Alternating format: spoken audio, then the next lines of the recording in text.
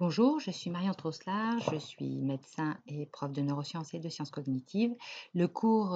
que je vais vous présenter a pour objectif de vous présenter différentes modalités de gestion du stress. Il n'a pas pour objectif d'être précis sur les différentes modalités, mais plutôt de vous les présenter de façon à ce que vous puissiez faire votre choix de formation et d'approfondissement de ces approches.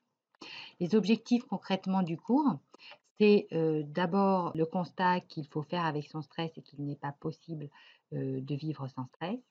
Le deuxième objectif, c'est de vous donner cet éventail ou un panorama des différentes techniques de gestion du stress existantes et quelques clés pour vous aider à choisir les méthodes en fonction de l'analyse fonctionnelle du patient que vous aurez conduit. Un plan avec d'abord un préambule,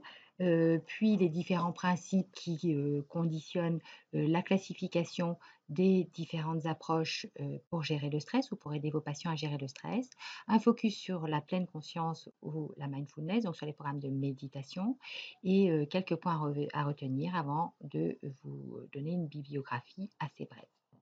Donc en préambule, je pense qu'il est important pour, vous comme vos patients, de bien poser, pour les patients qu'ils ont 2 alternatives pour faire face à leur stress. La première qui, est celle qu'ils vont vous réclamer, qui est d'éliminer le stress de leur vie et qui est totalement impossible puisque le stress, on l'a vu, dans le cours sur le stress, est une fonction d'adaptation et est indispensable à la manière dont à notre adaptation, sur terre. Et la deuxième alternative qui est celle que vous allez avoir en charge, pour les aider à aller mieux, qui est de les aider à apprendre à vivre avec le stress. Toutes les approches d'aide à la gestion du stress, obéissent à des principes simples et qui sont également des prérequis. Le premier, c'est qu'il n'y a pas un même programme qui marche chez tout le monde. Le deuxième, c'est que tous les outils de gestion du stress impliquent que le sujet ait l'intention de pratiquer, se motive pour les pratiques, puisque ces approches nécessitent tous des exercices réguliers, c'est-à-dire un entraînement systématique, et que c'est bien le faire qui est au cœur de l'efficacité de ces pratiques. On ne fait pas les choses pour aller mieux, on les fait pour les faire et c'est en les faisant que, en plus, on va mieux. Mais, chacun des exercices n'est pas forcément suivi ou chacune des méthodes n'est pas forcément suivie, lors d'une séance d'un mieux-être immédiat. Enfin, chacune des méthodes implique que le patient prenne le temps de récolter les bénéfices de sa pratique, les bénéfices étant je l'ai fait, je me sens mieux, je me sens pareil, je me sens moins bien, mais qu'il y ait ce temps pour ancrer et à la fois l'habitude et à la fois l'exercice dans la manière dont l'individu fonctionne.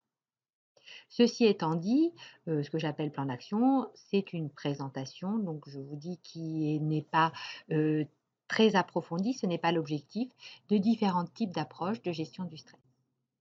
On peut ranger ces approches en 2 grandes catégories si l'on considère que, la manière dont l'individu va percevoir les événements stressants, donc s'il se perçoit à la hauteur de ce qu'il perçoit de la demande, il va avoir des réponses plus ou moins adaptées, des réponses émotionnelles, mais aussi cognitives et que c'est bien cette succession de détection, évaluation et réponse qui va contribuer à son état de santé et à son bien-être.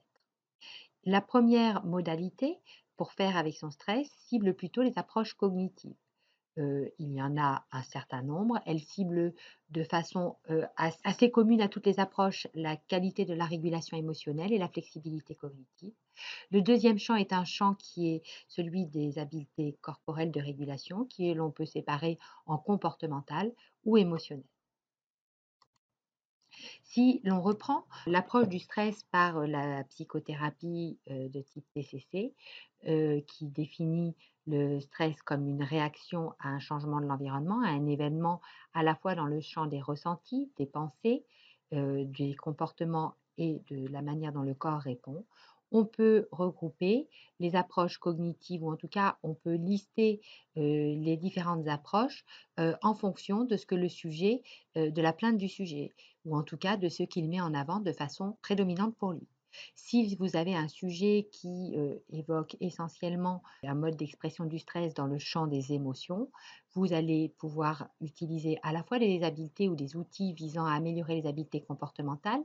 des outils visant à améliorer les habiletés cognitives, ainsi que des outils visant à améliorer les habiletés corporelles. Ces habiletés vont cibler les émotions ou la régulation des émotions pour aider le sujet à mieux faire avec. Lorsque le sujet est principalement orienté vers une réponse dans le champ des pensées, ce sont surtout les approches cognitives qui vont être bénéfiques ou en tout cas à utiliser en premier. De façon, en parallèle, lorsque c'est bien la manière dont le sujet agit, ce qu'il fait, les approches comportementales seront peut-être un meilleur choix ou en tout cas commencer par ces approches comportementales et lorsque le sujet a surtout des réponses physiologiques, les méthodologies ou les interventions ciblant les habiletés corporelles pourront être proposées en premier. Pour pouvoir choisir, il est donc important de faire une analyse fonctionnelle synchronique. Alors, je vous ai remis la grille CK que vous connaissez, mais vous avez peut-être d'autres grilles existantes. L'important est vraiment de pouvoir définir pour un individu dans son quotidien la manière dont il répond de façon récurrente. Vous en avez fait l'expérience, un sujet qui fait face à différents types de stresseurs va souvent avoir les mêmes pensées, les mêmes réponses émotionnelles, les mêmes types de comportements ou les mêmes réponses physiologiques. Et c'est bien cette régularité de réponse à un stresseur qui est important d'être clarifiée. Un exemple de grille CK, hein, où vous avez à la fois les pensées anticipatrices, une situation qui, comme toujours, doit être précisée de façon extrêmement concrète, ancrée dans une réalité avec une date, un lieu, des personnes et non pas quelque chose de générique. Les émotions que cette situation a déclenchées, la manière dont le sujet l'a interprété en termes de signification, de pensée, voire d'imagerie, et son comportement que vous devez aussi enrichir par un questionnement sur les réponses physiologiques. Si l'on s'intéresse d'abord aux habiletés comportementales, il existe plusieurs champs d'approche que l'on peut regrouper ou en tout cas pour lesquels on peut cibler deux types d'approches. Les approches en lien avec l'affirmation de soi, dans lesquelles en fait vous allez apprendre au sujet à euh, affirmer, exprimer le plus directement possible ce qu'il pense, ce qu'il veut et ce qu'il ressent, tout ça en prenant en compte ce que veut l'autre, ce que pense l'autre, ce que ressent l'autre. Et ces approches d'affirmation de soi vont aider le sujet dans son quotidien social à avoir un comportement dans lequel il n'est plus l'objet de son stress et donc de réduire la pression, le stress de son interaction avec les autres. Un deuxième champ complète en général l'affirmation de soi, qui est celui des exercices ou des interventions ciblant la résolution des conflits, pour lequel, comme dans l'affirmation de soi, la pratique implique de façon importante des jeux de rôle pour mettre le sujet en situation et lui apprendre des conduites à tenir. Dans les habiletés comportementales, on peut également lister un certain nombre d'outils d'intervention dans lesquels on va aider le sujet à gérer son temps. La plainte des sujets étant souvent en lien avec j'ai le temps de rien faire, je ne sais pas comment m'organiser. Il existe des outils très pragmatiques qui vont à la fois cibler des aides à construire des agendas réalistes et faisables, des aides pour être concentré dans la tâche, comme la méthode une chose à la fois ou ici et maintenant, ou encore des aides plutôt des aides comportementales et pour que le sujet développe des stratégies lui permettant de ne pas procrastiner, de ne pas éviter de faire ce qui lui pose problème, c'est-à-dire de ne pas remettre à plus tard ce qu'il pourrait faire tout de suite. Dans ces différentes approches visant à améliorer les habiletés comportementales en lien avec la manière dont le sujet va gérer le temps, je vous en présente une ici qui est celle de la méthode une chose à la fois, dans lequel vous allez avoir un certain nombre d'outils auxquels vous allez entraîner le sujet et pour lequel il va avoir des exercices informels. Et vous voyez que les différentes étapes des conduites à tenir que le sujet va entraîner ne sont pas très compliquées, mais impliquent une régularité de pratique. Vous allez ainsi lui demander de noter de façon précise chacune des tâches la veille pour le lendemain, en évaluant le temps nécessaire pour accomplir chacune de ces tâches, de les ranger par ordre d'importance et de les inscrire dans une temporalité juste et nécessaire par rapport aux objectifs de chacune de ces tâches, de lui demander de prévoir de l'imprévu, des alternatives si besoin, et de lui demander, lors de la réalisation de chacune de ces tâches le lendemain, en prenant en compte son agenda, d'être bien dans la tâche et de ne pas penser à la suivante. Il est important également de lui demander, le soir, de prendre le temps de, récolter la manière dont il s'est senti, le plaisir qu'il a eu dans chacune des activités de la journée et lorsque, le plaisir ressenti et le sentiment de maîtrise n'est pas, très élevé, il est intéressant de lui demander s'il était bien dans cette tâche-là ou s'il essayait, de faire plusieurs choses en même temps, avec la peur de ne pas arriver à maintenir son agenda. Si tel est le cas, ben, dans ce genre d'approche, on reprend l'agenda avec le sujet et on l'aide à, le reconstruire de façon plus faisable, plus juste et plus adaptée, à la durée nécessaire à la réalisation de chacune des tâches. Donc ces approches comportementales, elles sont simples, mais elles impliquent de, répéter un certain nombre d'exercices, qui sont, tous assez pragmatiques. Les habiletés cognitives, il y en a également un certain nombre. Elles ont pour objectif de mettre de la flexibilité, dans la manière dont le sujet perçoit, son environnement, de, modifier ou en tout cas de l'aider à prendre conscience de ses biais ou ses distorsions cognitives et également d'aider le sujet à avoir une attention, moins biaisée par ses attentes. On peut citer dans les exercices ou en tout cas dans les champs visant à, améliorer les habiletés cognitives, les exercices visant la flexibilité cognitive comme les questionnements socratiques ou la restructuration cognitive ou encore, des exercices visant le savoir positiver, donc aider comment on peut aider un patient, à faire un bilan positif de ses actions, juste mais positif, à relativiser de façon juste toujours les conséquences, à être satisfait des objectifs atteints. Et cette approche sur l'aider à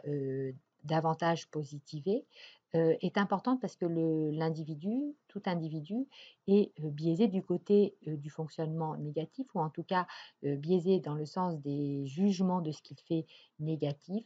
Et il est important de rétablir une balance de façon à avoir un jugement le plus approprié possible sur le quotidien de nos actions. Comme vous le savez, les approches de flexibilité cognitive sont plus ou moins longues et nécessitent un certain nombre de séances avant de pouvoir modifier la structuration de l'individu, ses schémas de pensée, ses distorsions cognitives et les conséquences qui en découlent. Sur le plan émotionnel, et c'est là le cœur parce qu'il est toujours dans une prise en charge globale du stress, présent, d'entraîner les habiletés émotionnelles. Les techniques ont toutes pour objectif d'apprendre le sujet non pas à annuler l'émotion, mais à,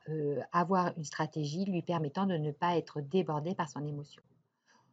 Il s'agit notamment d'apprendre au sujet une conduite qui va être incompatible avec le stress, c'est-à-dire que si vous lui donnez des outils de relaxation, vous lui apprenez à se relaxer de façon efficace. Dès lors qu'il va être débordé par une émotion ou qu'il va pressentir qu'il est débordé par une émotion, il aura comme tâche à mettre en place un exercice de relaxation de façon à être relaxé et à ne pas se laisser déborder par son émotion. De la même façon, comme il n'est pas possible de vivre sans stress et qu'il est très difficile de surcroît de désapprendre, une réponse émotionnelle, il est important que le sujet entende et accepte qu'il lui faille apprendre un comportement nouveau, plus adapté, de façon à diminuer ce qu'il fait quotidiennement depuis de nombreuses années. Ainsi, si votre patient, se plaint d'irritabilité, vous n'allez pas, lui présenter les approches comme des approches visant à diminuer son irritabilité, mais plutôt à se calmer. En complément et pour revenir au préambule, pour que les apprentissages soient efficaces, ils doivent être répétés souvent et il est important que le sujet en ait conscience. De la même façon, il est important qu'il ait conscience qu'il vaut mieux et qu'il est plus efficace qu'il pratique des exercices courts fréquemment qu'un exercice long une fois de temps en temps. Il est également proposé que ces apprentissages, du quotidien par des pratiques informelles que vous allez conseiller au sujet, soient très réguliers pendant au minimum un mois pour que le sujet se l'approprie et en fasse une habitude. Ces habiletés émotionnelles, elles sont extrêmement importantes donc à prendre en compte et elles seront présentes en plus dans tous les programmes de gestion du stress, en plus des approches comportementales, cognitives. Et ces habiletés émotionnelles, elles ciblent toutes la capacité du sujet à ne pas se laisser déborder par son émotion. De façon très schématique, mais c'est une métaphore qui souvent est entendue par les sujets, il est intéressant de lui expliquer qu'en fait, il a un fonctionnement émotionnel de type TGV qui le déborde, qui est en lien notamment avec cette activation sympathique qui est très rapide et très intense et que par contre, sur le plan des freins, il n'a pas beaucoup d'outils et il a des freins de bicyclette, ce qui entraîne qu'il ne puisse pas, arrêter le train émotionnel. Ces freins de bicyclette, ils sont entraînables et notamment, avec des exercices et des programmes qui vont viser à renforcer le système parasympathique et donc ce système qui, répond et qui module la manière dont l'activation sympathique répond à un changement de l'environnement. Autre élément peut-être important à, préciser au sujet ou en tout cas, à lui présenter, c'est que dès lors que vous êtes débordé par une émotion primaire comme la colère, la peur, le dégoût, vous avez automatiquement des pensées et des comportements qui sont en lien avec votre émotion. L'expérience, parle à tout à chacun. Si vous avez de la colère, vous avez beaucoup de mal à ne pas penser que la personne qui vous a mis en colère est un idiot et à ne pas avoir des comportements visant à, exprimer votre colère. Les interventions visant à réguler les émotions émotionnelles ont pour objectif, dès lors que cette émotion s'installe, d'avoir, automatisé un apprentissage de mise au calme, de façon à pouvoir revenir à un état, serein dans lequel le sujet va pouvoir résoudre le problème et avoir des comportements adaptés. Une des modalités faciles et auxquelles les sujets adhèrent, pour entraîner les habiletés émotionnelles est, notamment la cohérence cardiaque. Alors, je vous présenterai rapidement la cohérence cardiaque dans la diapo suivante. La cohérence cardiaque a pour, objectif d'entraîner le système parasympathique à répondre très rapidement à un débordement émotionnel, de façon à, automatiser une réponse de calme lorsque l'environnement nous induit, une émotion forte. Les techniques qui sont utilisées pour diminuer cette émotion, pour, pouvoir la réguler, sont des techniques qui s'appuient sur la respiration et celle qui est développée ou proposée par les outils de cohérence cardiaque, s'appelle la manœuvre vagale. C'est une méthode qui va permettre par une respiration profonde et lente, de stimuler le parasympathique pour que le calme devienne un réflexe. Pourquoi une respiration calme et lente, stimule le parasympathique? C'est parce que dans le diaphragme, vous avez un certain nombre de récepteurs, de fibres parasympathiques et dès lors que vous faites par la respiration un grand mouvement de diaphragme, vous stimulez le parasympathique. Dans la manœuvre vagale, le fait de vider ses poumons, va induire donc un abaissement du diaphragme, une stimulation parasympathique et va favoriser la mise au calme. Ce fonctionnement du diaphragme, peut expliquer pourquoi les gens qui chantent se sentent mieux après une séance de chant ou de chorale. Cette manœuvre vagale, elle va renforcer le frein émotionnel et donc elle va ralentir la respiration et ça va induire une régulation du rythme cardiaque. Vous avez sur cette diapo un rythme cardiaque d'un individu normal et vous voyez,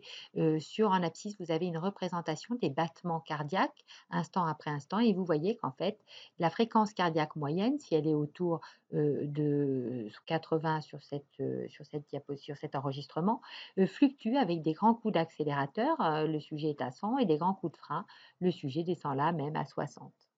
Lorsque vous faites une manœuvre vagale, vous videz doucement vos poumons de façon profonde jusqu'au bout. Vous allez, par l'abaissement du diaphragme, induire une activation parasympathique qui va réguler non seulement le rythme cardiaque, mais surtout synchroniser la manière dont le sympathique et le parasympathique fonctionnent. Et vous voyez là, dans cet exercice, dans cet enregistrement qui suit la manœuvre vagale, que le rythme cardiaque, instant après instant, s'organise sur une sinusoïde qui est extrêmement régulière. Le fonctionnement cardiaque synchronisé de cette façon-là est associé à un état de bien-être physiologique et psychologique. Cette sinusoïde extrêmement régulière a donné le nom de cohérence cardiaque, bien que cette expression cohérence cardiaque ne soit pas en tant que telle un état physiologique particulier, mais c'est bien parce qu'il y a cette synchronisation entre le sympathique et le parasympathique qui est mis en action que l'on parle de cohérence. Et donc la sensation de calme qui va être ressentie par le sujet qui a fait cet exercice respiratoire correspond à une variabilité cardiaque qui va se régulariser et s'harmoniser. Il y a plusieurs modalités pour pratiquer, cette manœuvre vagale, donc ce vidage des poumons. Une des méthodologies la plus simple et disponible partout et pas coûteuse, c'est de dessiner une étoile avec 6 branches et d'inspirer sur 5 temps, d'expirer sur 5 temps et donc de faire plusieurs fois le tour de cette étoile, à ce rythme-là. 5 temps, compter jusqu'à 5 lorsqu'on inspire et compter jusqu'à 5 lorsqu'on expire, vous donne une respiration à 6 cycles par minute, qui est un cycle de respiration qui correspond à une mise au calme. Donc cette tâche, peut être faite par tout un chacun, enfant, adulte, personne âgée et vous pouvez, passer un moment à faire l'étoile à votre patient, de façon à ce qu'il ait un outil de pratique informelle dans la poche extrêmement simple à, utiliser. Cet outil, a aussi été de mise au calme par la respiration, a été, développé par un certain nombre de start-up et d'universités, et vous propose, sous le mode de biofeedback, de cardio-biofeedback, un certain nombre de systèmes enregistreurs pour que le sujet, lorsqu'il fait ses exercices respiratoires, voit la manière dont il régule son activité cardiaque et que ce feedback lui permettent, de voir l'efficacité de sa respiration et lui donne envie de continuer à pratiquer au quotidien. Il existe un certain nombre de startups, qui fabriquent ces systèmes d'enregistrement du rythme cardiaque et de la synchronie, de la cohérence de fonctionnement du rythme cardiaque et qui guident le sujet sur des respirations lentes et profondes de façon à, favoriser l'entraînement du système parasympathique. Cette méthode de cardio-biofeedback peut par ailleurs être utilisée pour d'autres exercices de thérapie, comme savoir digérer, les émotions négatives, savoir contempler, savoir, heu, faire des exercices de gratitude, notamment. Mais elles ont tout en commun de proposer de façon souvent non payante, des exercices visant à entraîner, simplement le système parasympathique pour mettre le sujet au calme. Donc ces exercices de manœuvre vagale vous font vider vos poumons comme un ballon qui se dégonfle. Il faut faire un exercice dans la diapo suivante et vous demandera ensuite de focaliser votre attention sur 3 cycles respiratoires et l'exercice s'arrête là. Ces exercices sont donc très courts, ils sont guidés. Le sujet a un feedback de comment son organisme fonctionne bien et ce feedback lui permet d'améliorer sa confiance et d'avoir envie de revenir à l'exercice. L'étoile précédente vous montrait de façon simple comment réguler votre respiration pour réguler votre système parasympathique et l'entraîner à être plus efficace face à des débordements émotionnels. Il existe un certain nombre de méthodes qu'on appelle méthodes de cohérence cardiaque qui vous proposent des exercices similaires respiratoire en étant aidé par un feedback. Ces méthodologies de cohérence cardiaque vous vendent un système qui, en guidant votre respiration, vous, renvoie sur l'écran de votre ordinateur ou de votre application, la manière dont votre, rythme cardiaque est régulé, si c'est harmonieux ou pas et vous, donne des programmes de respiration au quotidien avec des exercices brefs qu'il convient de répéter, quotidiennement, le plus souvent possible. Ces exercices de cohérence cardiaque, en fonction effectivement du nombre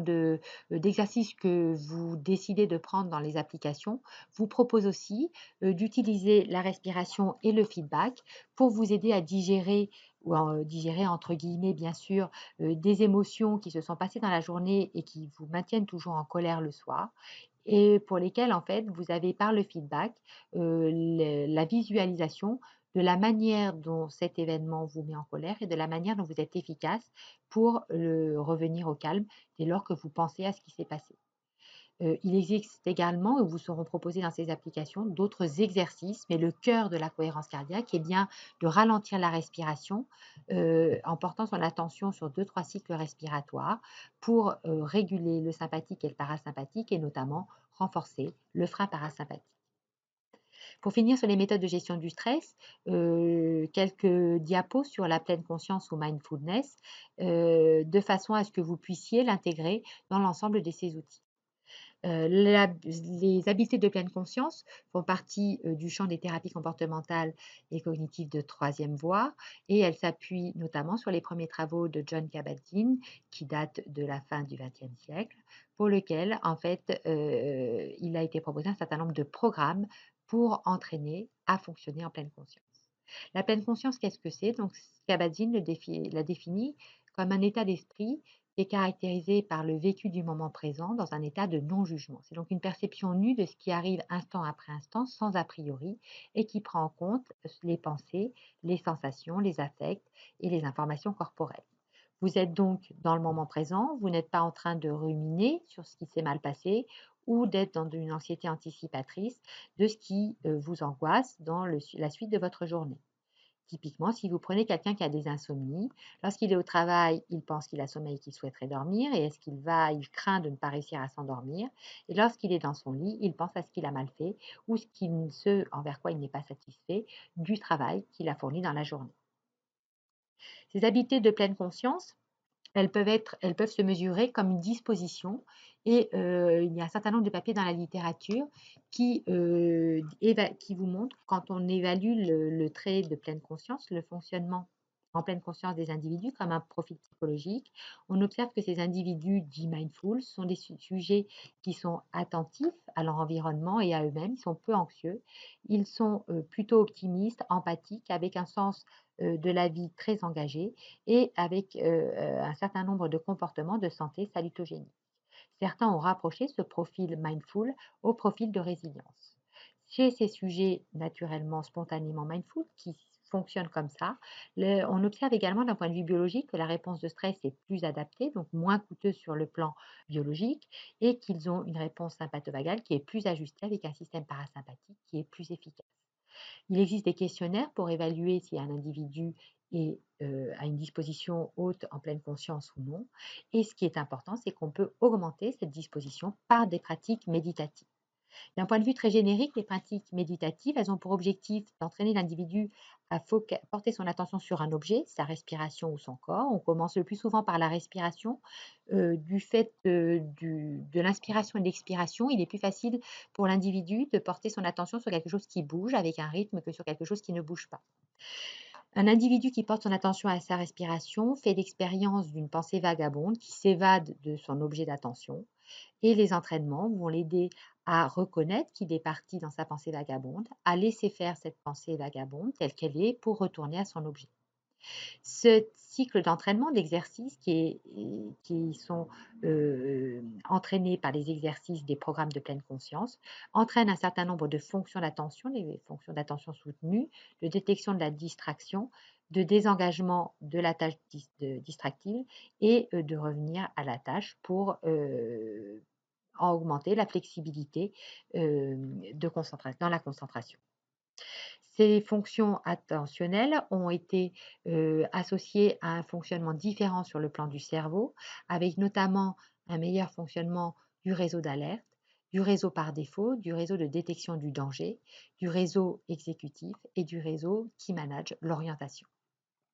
Il existe plusieurs programmes pour entraîner la pleine conscience. Les plus connus sont le MBCT, Mindfulness Based Cognitive Therapy, qui sont des